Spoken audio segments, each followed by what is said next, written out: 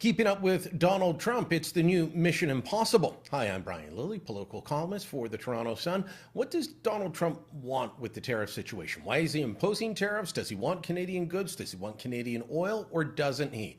The man is frustrating and confusing, and that's just by paying attention to his words. So it's Monday afternoon. French President Emmanuel Macron is in the White House for a joint press conference with Trump. A reporter asks what is happening with the tariffs on Canada and Mexico. Trump says they're going ahead. We're on time with the tariffs, and it seems like that's moving along very rapidly. We've been mistreated very badly by many countries, not just Canada and Mexico. We've been taken advantage of. We were led by, in some cases, fools, because anybody that would sign documents like they signed, where they were able to take advantage of the American people, like has happened over the last long period of time, except for a little 4-year period that took place 4 years ago. But anybody that would agree to allow this to happen to our country should be ashamed of themselves. No, the tariffs are going forward on time, on schedule. Now, of course, we know that Trump has been saying for weeks, if not months, that, look, America doesn't need Canadian goods. It doesn't need Canadian oil. It doesn't need Canadian cars, imports, anything. He says they've got everything they need and they don't need us. And then he says he wants us to be the 51st state. So he doesn't need our products, but then he goes on Truth Social. Check out what he says. Our country's doing really well, and today I was just thinking that the company building the Keystone XL pipeline that was viciously jettisoned by the incompetent Biden administration should come back to America and get it built now.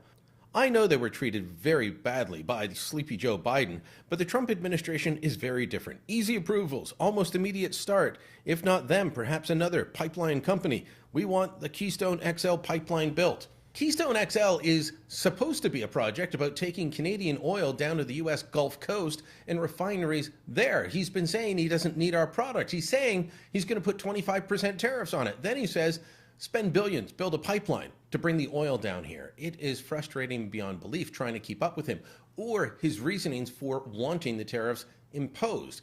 The tariffs that he was asked about were the ones about the border, about the ones he said were about fentanyl and illegal migration.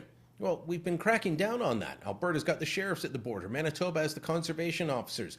The RCMP has added resources. So has CBSA. And in Ontario alone, they've seized 46 pounds of fentanyl, stopped 8 illegal migrants, intercepted guns coming in from the United States, 1,500 kilos of cocaine. I mean, there's a lot going on here. This should be Trump saying, okay, good, you're doing what I say.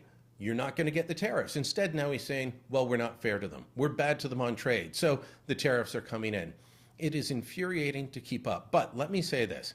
Canadian politicians, most of them simply not ready, because they're either trying to start a trade war, talking about fighting Trump as if that's a good thing. You fight when someone else starts the fight. You don't start one yourself. Secondly, they don't have a plan for fixing the economy going forward. Mark Carney wants more industrial carbon taxes, which may as well just say, I want more Trump tariffs, because it would have the same impact on industries like steel. These are horrible positions. The only one putting forward solid ones so far is Conservative leader Pierre Poilievre, and he isn't in a position at this point to do anything about them. It's time for Canada to wake up, to adjust to the new reality. The days of Reagan, long gone. The days of George W. Bush, Bill Clinton, Barack Obama, long gone. Things are different, and we need to change how we're running our economy as well to respond to the never-ending Trump threats. Let me know what you think. Drop a comment down below. Share this on social media, and don't forget to subscribe to our channel.